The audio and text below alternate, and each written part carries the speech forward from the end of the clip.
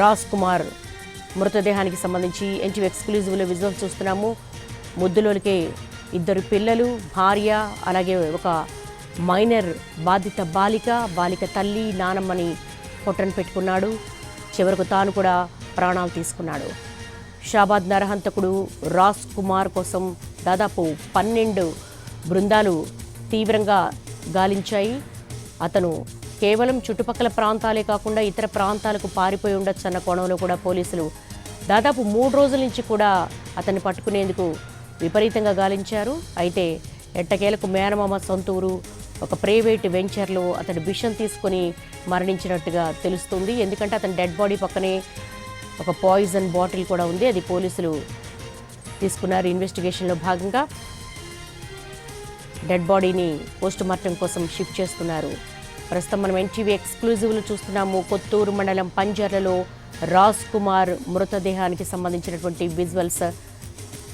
6గురిని అతి కిరాతకంగా హతమార్చి చివరకు తాను కూడా ప్రాణాలు తీసుకున్నాడు. షాబాద్ నరహంతకుడు రాజ్ కుమార్ మృతి చెందాడు. కొత్తూరు మండలం పంజర్లలో రాజ్ కుమార్ మృతదేహం లభ్యమైంది. మేనమామ ఊరిలో రాజ్ కుమార్ ఆత్మహత్యకు పాల్పడ్డాడు. రాజ్ కుమార్ మృతదేహం పక్కన పాయిజన్ బాటిల్ దొరికింది. మృతదేహాన్ని చూసి పోలీసులకు సమాచారం ఇచ్చారు స్థానికులు. ఈ కేసులో ఆసక్తికర విషయాలు బయటకు వస్తున్నాయి. పక్కా పథకం ప్రకారం భార్య పిల్లని చంపిన రాజ్ కుమార్ పోక్సో కేసు తర్వాత విడాకుల కోసం ఒత్తిడి తెచ్చినట్టుగా తెలుస్తోంది. ఈ నేపథ్యంలోనే భార్యను అనేక సార్లు బెదిరించాడు. ఒక లేడీ యూట్యూబర్ని చంపితే పోలీసులు నన్నేం చేయలేకపోయారని కూడా పదే అన్నాడని తెలుస్తోంది. హత్యలు చేసే రోజు చాలా ఉత్సాహంగా కూడా ఇతను ఇంటికి వెళ్ళాడు రాజ్ కుమార్. అలాగే తన కొడుకుతో ఆడుకున్నాడు. బాబుతో కలిసి సెలూన్కి వెళ్ళి హెయిర్ కట్ చేసుకున్నాడు. మరి అంతలోనే ఏమైందో తెలియదు. ముందే పక్కా ప్లాన్ ప్రకారం మర్డర్కు స్కెచ్ చేశాడు.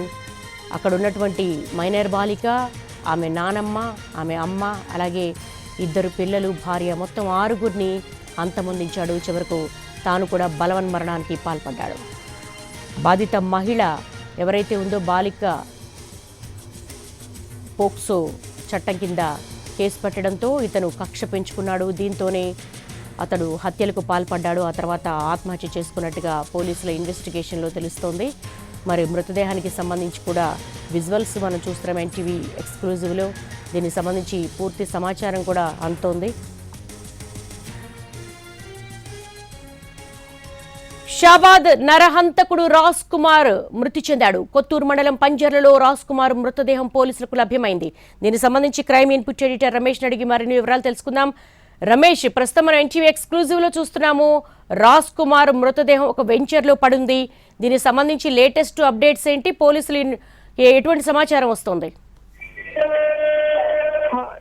ఏదైతే ఇప్పుడు చూసినట్టయితే డెడ్ బాడీని ఇప్పుడే అధికారులు అక్కడికి చేరుకోవడం జరిగింది. డెడ్ బాడీని రికవర్ చేసుకుంటున్నారు. రికవరీ ప్రక్రియ కొనసాగుతుంది. రాజ్ కుమార్ ఎలా చనిపోయాడన్న విషయం కూడా తెలుసుకునే ప్రక్రియ అయితే కొనసాగుతుంది. అయితే రాజ్ కుమార్ సంబంధించి చూసినట్లయితే అతని పక్కనే పాయిజన్ సంబంధించిన బాటిల్ కూడా లభ్యం కావడం జరిగింది.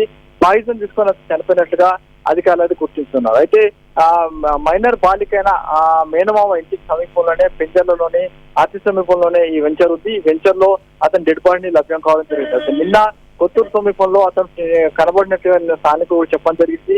స్థానికులు చూసారు, పోలీసులు సమాచారం ఇచ్చారు. అయితే మొత్తంగా 3 రోజుల తర్వాత ఏదైతే మొన్న రాత్రి 3 రోజుల క్రితము మొత్తం 6గురిని చంపేసిన తర్వాత తాను చనిపోతున్నానని చెప్పి అది తండ్రికి ఫోన్ చేసి చెప్పి అక్కడి నుంచి పారిపోవడం జరిగింది. అయితే కారులో పారిపోయిన అతని కారుని కొత్తూరు సమీపంలోనే వదిలేసి అక్కడి నుంచి అతను అంటే వివిధ మార్గాల ద్వారా తిరుగుతూ ఉన్నాడు. అయితే అతన్ని పట్టుకునేందుకు మొత్తంగా 12 ప్రత్యేక బృందాలు కూడా అధికారులు ఏర్పాటు చేస్తారు. మొత్తంగా ఇటు తెలంగాణ కావచ్చు, ఆంధ్ర కావచ్చు, శ్రీశైలం కావచ్చు, లేకుండా అటు కర్ణాటక ప్రాంతాలు మొత్తంగా 12 బృందాలు అతని కోసం గాలిస్తున్నాయి. అయితే అతను ఎలాగైనా సరే చనిపోతారని చెప్పి కూడా పోలీసులు అనుకున్నారు. ఎందుకంటే అతనికి గతంలో కూడా సూసైడ్ టెండెన్స్ ఉంది. సూసైడ్ కూడా చేసుకున్నాడు. ఎందుకంటే అతను సూసైడ్ చేసుకున్న గతంలో గత ఏడాది అక్టోబర్ లో కూడా అతను ఒకసారి సూసైడ్ చేసుకుంటే దాదాపు 5 రోజుల పాటు ఆసుపత్రిలో చికిత్స పొందాడు. ఆ తర్వాత బయటకు వచ్చిన తర్వాత ఈ మైనర్ బాలికని వేధించాడు. ఆ తర్వాత అతను పోక్సో కేసు నమోదు కావడం జరిగింది. అయితే ఆ కేసు నమోదు తర్వాత అతను బెయిల్ తెచ్చుకున్నాడు. బెయిల్ తెచ్చుకున్న తర్వాత పోలీసుల విచారణ కూడా హాజరు కావడం జరిగింది. అయితే అతను బెయిల్ తీసుకున్న సందర్భంలో ఆ వాదనల సందర్భంలో కొంత సమాచారాన్ని కోర్టు చెప్పడం జరిగింది.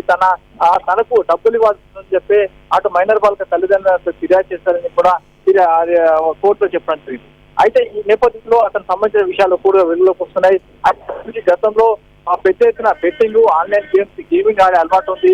ఈ నేపథ్యంలోనే మైనర్ బాలిక తండ్రితో కూడా తన ఫ్రెండ్షిప్ ఉంది. అతను వీళ్ళిద్దరు కలిసి పార్టీలు చేసుకున్నారు, నిత్యం మద్యం కూడా తాగేవాళ్ళు. అయితే వీళ్ళిద్దరు కలిసి ఆన్లైన్ బెట్టింగ్ లో పాటుగా వీళ్ళు పెద్ద ఎత్తున కూడా గ్యాప్లింగ్ కూడా చేసినట్టుగా అధికారులు గుర్తించారు. అయితే దాదాపు 2 కోట్ల వరకు ఆ బెట్టింగ్ లో డబ్బులు పెట్టేసి మొత్తంగా పోగొట్టుకున్నాడు. ఆ డబ్బుల్ని అప్పు తీర్చేందుకు మొత్తంగా తనకున్న 1 ఎకరం పొలాన్ని 1,35,00,000 అమ్మేసి కొంత డబ్బుని అప్పులు కూడా తీర్చిన జరిగింది. మిగతా 65,00,000 కోసం అతను వివిధ పనులు కావచ్చు, రియల్ ఎస్టేట్ వ్యాపారాలు చేస్తున్నాడు. అయితే ఆ నేపథ్యంలోనే ఆ మైనర్ బాలిక ఆ తండ్రితో ఉన్న ఫ్రెండ్షిప్ తోటి ఈ మైనర్ బాలిక ఇంటికి వెళ్లి ఆ బాలికని ఎప్పుడు వేధించడం మొదలుపెట్టడం జరిగింది. ఆ తర్వాత ఆ బాలిక ఎప్పటికప్పుడు తన తండ్రికి చెప్పినప్పటికీ తండ్రి పట్టించుకోలేదు.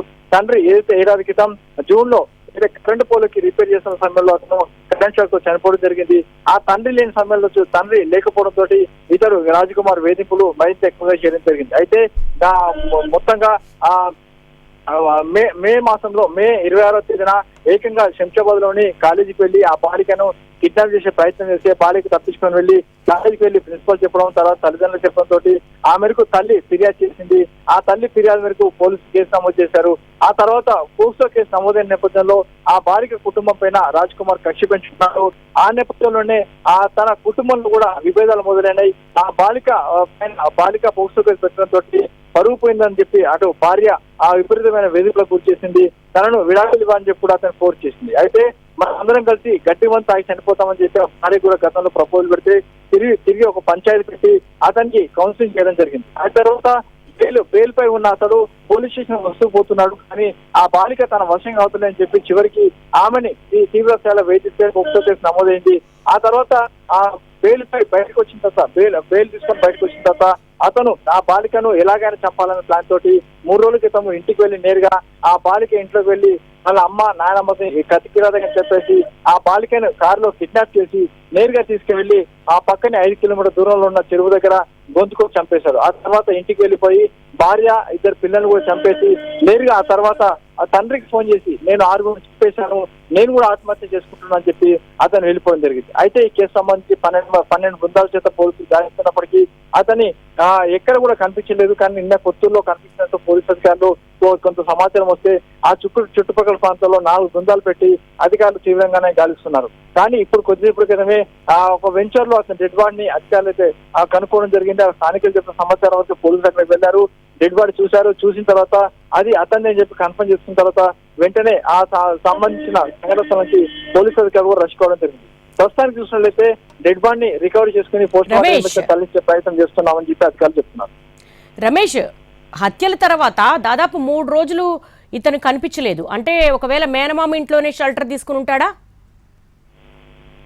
అలాంటి అవకాశం లేదు. ఎందుకంటే మేనమామ ఇంట్లో అవకాశం లేదు. ఎందుకంటే అతను కొత్తూరు సమీపంలో షాద్నగర్, తర్వాత కొంత దాదాపు 20-30 కిలోమీటర్ల పరిధిలోనే దాదాపు నిన్న మొత్తం కూడా అతను చాలా మంది కనబడ్డట్టుగా అది అతను స్థానికులు చెప్పడం జరిగింది. కానీ ఎక్కడ షెల్టర్ తీసుకోలేదు. ఎందుకంటే షెల్టర్ ఎక్కడ తీసుకున్నా అతనికి సంబంధించిన సమాచారం వెంట చేరిపోతుంది కాబట్టి ఎక్కడ షెల్టర్ తీసుకోలేదు. అతను రోడ్డు మీద తిరగడం కావచ్చు, లేకపోతే మారవలసిన తిరగడం కావచ్చు, మాస్క్ వేసుకోవడం కావచ్చు, లేకుంటే నా తలకు టవల్ కట్టుకొని తిరగడం కావచ్చు చేశారు. అయితే నిన్న ఒక దగ్గర టిఫిన్ తీసుకున్న సమయంలో కొంతమంది అతడే అని చెప్పి కొంత అనుమానంతో పోలీసులు చెప్పడం జరిగింది. ఆ తర్వాత అక్కడి నుంచి పారిపోవడం జరిగింది. కాబట్టి అతను ఎక్కడ షెల్టర్ తీసుకోలేదు. కేవలం ఆ పొలాల పక్కన కావచ్చు, లేకుంటే ఎక్కడ చిన్న చిట్టడి లాంటి ప్రాంతాల్లో మాత్రం అతను తలదాచుకున్నట్లుగా చెప్పవచ్చు. ఎందుకంటే ఇక్కడ ఎవరింట్లో కూడా తగ్గి తలదాచుకునే అవకాశం మాత్రం ఇవ్వరు. ఎందుకంటే ఇస్తే వాళ్ళ మీద కూడా కేసు నమోదే అవకాశం ఉంటుంది. అవసరమైన పక్షంలో ఏదైతే మైనర్ బాలిక కుటుంబ సభ్యులు కావచ్చు, వాళ్ళ బంధువులు కావచ్చు, వీళ్ళపైన కూడా దాడులు చేసే అవకాశం ఉంటుంది. కాబట్టి ఎక్కడ షెల్టర్ తీసుకోలేదు. కేవలం ఆ చుట్టుపక్కల ప్రాంతాల్లో ఉంటూనే చివరికి పైజన్ బాటిల్ తాగి అతను ఆత్మహత్య చేసుకున్నాడు. అయితే పైజన్ బాటిల్ కదా ముందే కొనుక్కొని పెట్టుకున్నాడా, దీని తర్వాత కొనుక్కున్నాడా విషయం కూడా తెలుసుకోవాల్సిన పని ఉంది. ఎందుకంటే దీనికి సంబంధించి పూర్తి ఇంకా విచారణ చేసిన తర్వాత ఫర్దర్ విషయాలు చెప్తామని అధికారులు చెప్తున్నారు. All right Ramesh, thanks for updates. Online బెట్టింగులు కావచ్చు, మానసిక స్థితి కావచ్చు, ఏదైతేనేం 7 ప్రాణాలు గాల్లో కలిసిపోయాయి. 6 అతి కిరాతకంగా హతమార్చినటువంటి రాజ్ కుమార్ ఎట్టకేలకు తాను కూడా బలవన్మరణానికి పాల్పడ్డాడు. కొత్తూరు మండలం పంజరలో రాజ్ కుమార్ మృతదేహానికి సంబంధించిన విజువల్స్ ఎన్టీవీ ఎక్స్క్లూజివ్లో చూస్తున్నాము. మేనమామ ఊరిలో ఒక ప్రైవేటు వెంచర్లో పాయిజన్ తీసుకొని రాజ్ కుమార్ మృతి చెందాడు. మృతి చెందడానికి దాదాపు 24 గంటల ముందు తన తండ్రికి ఫోన్ చేశాడు. తాను కూడా ఆత్మహత్య చేసుకుంటున్నానని సమాచారం ఇచ్చాడు. ఆ తర్వాత పోలీసులు కూడా అతను కూడా ప్రాణాలతో బతికుండే అవకాశం లేదు. ఎందుకంటే కుటుంబ సభ్యులు ఇచ్చినటువంటి సమాచారం ప్రకారం అతను గతంలో కూడా ఆత్మహత్యకు పాల్పడ్డాడు, అటువంటి అటెంప్ట్ చేశాడు. కాబట్టి అతని మానసిక స్థితి ప్రకారం 6గురిని కక్షతో చంపేసి తాను కూడా బలవన్మరణానికి పాల్పడతాడన్న కోణంలోనే పోలీసులు 12 బృందాలుగా విడిపోయి వివిధ ప్రాంతాల్లో తీవ్రంగా గాలించారు. గాలింపు తర్వాత స్థానికులు ఇచ్చిన సమాచారంతో పోలీసులకు ఒక ప్రైవేటు వెంచర్లో డెడ్ బాడీకి సంబంధించినటువంటి ఆనవాళ్లు చూసి పోలీసులు అక్కడికి చేరుకున్నారు.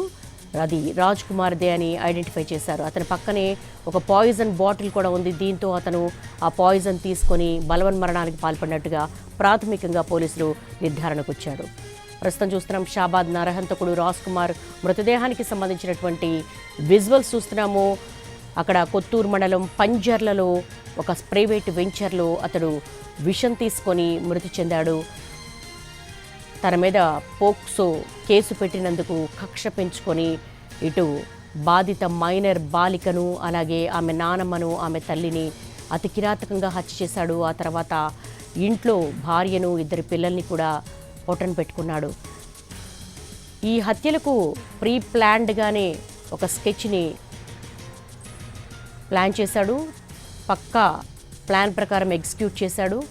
ఆ తర్వాత తాను కూడా బలవన్మరణానికి పాల్పడాలని ముందుగానే నిర్ణయించుకున్నాడు. ప్రస్తుతం చూస్తున్నాం మనము షాబాద్ నరహంతకు సంబంధించి రాజ్ కుమార్ మృతదేహానికి సంబంధించిన విజువల్స్ ఎన్టీవీ ఎక్స్క్లూజివ్లో భార్య 2 పిల్లల్ని పొట్టన పెట్టుకొని అలాగే ఎంతో భవిష్యత్తున్న ఒక మైనర్ బాలికను ప్రేమ పేరుతో వేధించాడు. ఆమె ఒప్పుకోకపోవడంతో ఆమె పోక్సో కేసు పెట్టడంతో కక్ష పెంచుకొని ఆమె నానమ్మ తల్లి అలాగే ఆ బాలికను కూడా హతమార్చాడు. చివరకు తాను కూడా ఆత్మహత్యకు పాల్పడ్డాడు. మేనమామ ఊరిలో ఆత్మహత్యకు పాల్పడ్డాడు రాజ్ కుమార్. అతని మృతదేహానికి సంబంధించినటువంటి ఆనవాళ్లను పోలీసులు గుర్తించారు.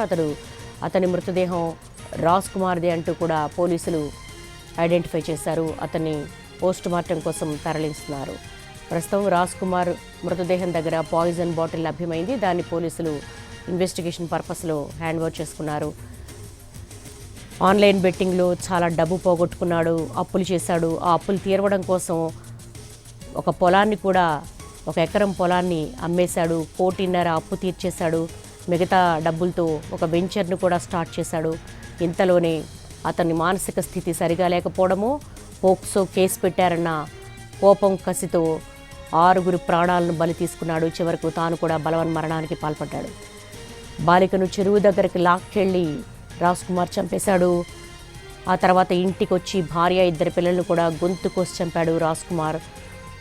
మొత్తంగా 6గురి ప్రాణాలను పొట్టన పెట్టుకున్నాడు.